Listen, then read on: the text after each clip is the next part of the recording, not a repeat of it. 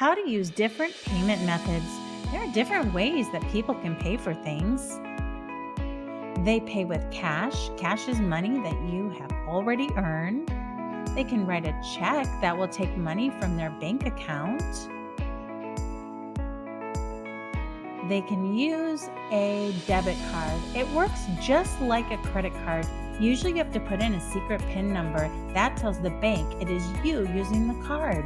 A PIN is a 4-digit number that you give the bank. Make sure that you will remember it. Never share that number with anyone. They can use a credit card. You have to show your ID when you use a credit card so that the store knows it is you.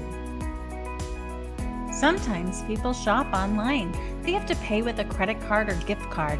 Sometimes they use another service like PayPal or Apple Pay. Those services have you pay from your bank account or a credit card.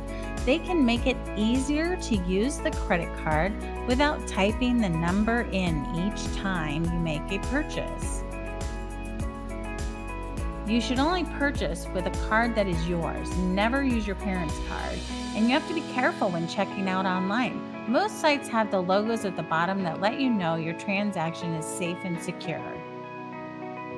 You can pay your friends by using apps like Venmo or Zelle.